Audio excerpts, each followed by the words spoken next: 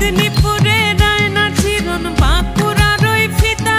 আর যতন করে বাঁধলি মাথা তাও যে বাঁকা সিথা পেছ পাড়িয়ে